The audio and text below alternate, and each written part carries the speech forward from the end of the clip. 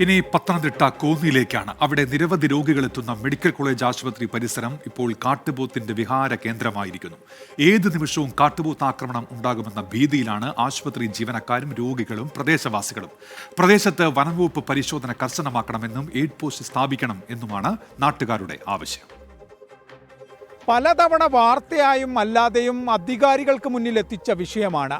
വീണ്ടും വീണ്ടും ഇങ്ങനെ പറയേണ്ടി വരുന്നത് സാധാരണക്കാർ ബുദ്ധിമുട്ടുന്നത് കൊണ്ടാണ്.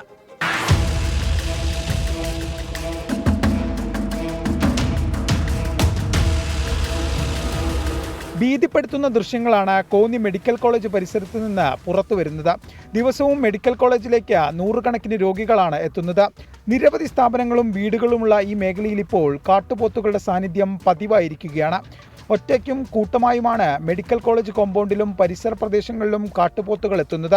കാട്ടുപോത്തുകളുടെ സാന്നിധ്യം സ്ഥിരമാകുമ്പോൾ ഏത് നിമിഷവും ആക്രമിക്കപ്പെടാമെന്ന ആശങ്കയിലാണ് പ്രദേശവാസികൾ. കാട്ടുപോത്തിന്റെ ഭയങ്കര ശല്യമാണ്. രാവും പകലും വൈകിട്ട് ഒരു 7 മണിയായ ഞങ്ങൾക്ക് പേടിയാ.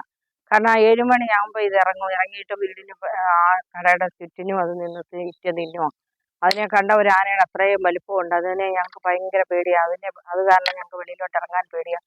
രോഗികളാണേലും ഹോസ്പിറ്റലിൽ വരുന്നവർക്കും പോകുന്നവർക്കും എല്ലാം ഭയങ്കര പേടി. തീറ്റപ്പുല്ല് ധാരാളമായുള്ള പ്രദേശമാണിത്. ഇതാണ് കാട്ടുപോത്തുകൾ ഇവിടേക്കെത്താൻ കാരണം. കാട്ടാന, കാട്ടുപന്നി, കുരങ്ങ് തുടങ്ങിയ വന്യമൃഗങ്ങളുടെ ഭീഷണിയും ഈ പ്രദേശങ്ങളിലുണ്ട്. റോഡിൽ നടന്നു പോകാനും എല്ലാം ഭയങ്കര ബുദ്ധിമുട്ടാണ്. ഒരു വാഹനങ്ങൾക്ക് തന്നെ പോകുന്നത് പേടിച്ചാ പോകുന്നത്. മെഡിക്കൽ കോളേജിലെ ആൾക്കാരെല്ലാം ചായ കുടിക്കാനും എല്ലാം ഇവിടെയൊക്കെ കയറി വരികയൊക്കെ ചെയ്യുന്ന സമയത്താണ്.